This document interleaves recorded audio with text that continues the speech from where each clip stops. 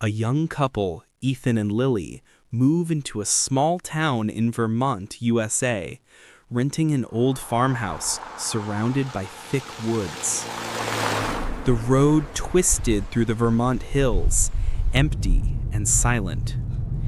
Ethan gripped the steering wheel, eyes scanning the dense forest on both sides. Lily sat beside him, frowning at the map. "This place looks abandoned," she muttered. Ethan chuckled. "It's rural, that's the point." The farmhouse appeared suddenly, looming through the mist. Its paint was peeling. The windows were dark, like eyes. A single oak tree leaned against the roof. The air smelled damp, earthy, and a little rotten. Ethan parked the car on the gravel driveway. Max, their golden retriever, leapt out, sniffing the ground. The house groaned as the wind pushed against its frame. Lily stepped forward, hesitating.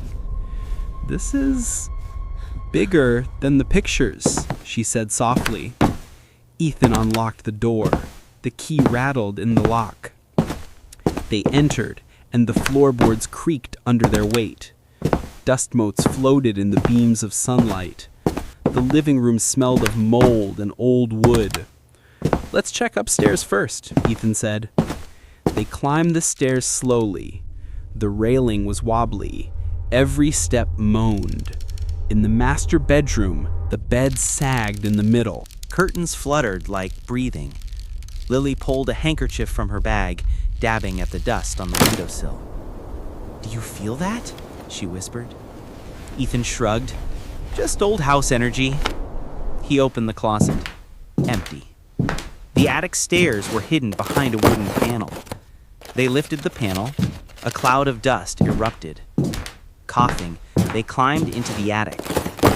Old furniture was covered in sheets. Cobwebs hung like curtains. Boxes lined the walls. Lily pulled one down. Inside were old photographs. Families, smiling, happy. But their eyes scratched out. Ethan frowned. "Weird."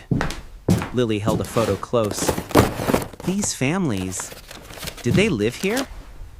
A sudden crash made them jump. Max growled. Ethan grabbed a flashlight. He shone it across the attic. Shadows stretched unnaturally. Something moved in the corner. Lily screamed, but it was just a chair falling over. They laughed nervously. "Old house," Ethan said. "Nothing more." The sun sank lower. Shadows grew long across the floor. They unpacked some boxes. Kitchenware was rusty. Cabinets stuck. Outside, the wind howled. A tree scraped against the window. Max barked furiously. Lily's hand trembled on the counter. "Maybe we shouldn't be here after dark," she said. Ethan waved her off. "You worry too much." Night fell fast. The house creaked like it was alive. Max, what is it? The temperature dropped suddenly. Breath visible. It is going to be all right. A whisper came through the hallway. Ethan strained to hear. "Hello?" Silence. A clock ticked somewhere, though no clock was visible. The lights flickered. Max whimpered.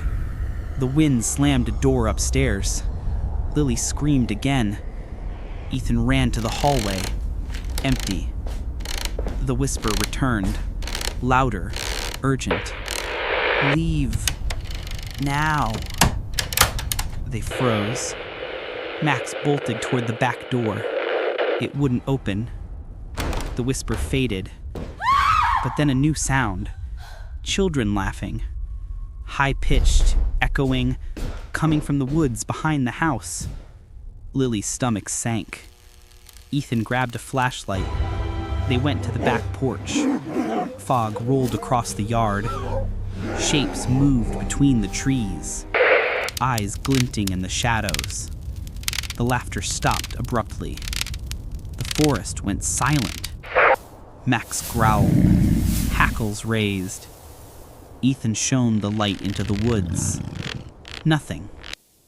"Maybe it's just kids playing pranks," he said, but his voice was hollow. Lily didn't reply. The house groaned again, floorboards creaking upstairs. They ran inside, locked all doors, windows too. They tried to eat dinner. Food tasted like ash. The radio flickered to life, static. Then a voice, whispering their names. Lily screamed. Ethan smashed the radio. Silence. Outside, a shadow moved across the porch. They watched in horror. It stopped. A figure, tall,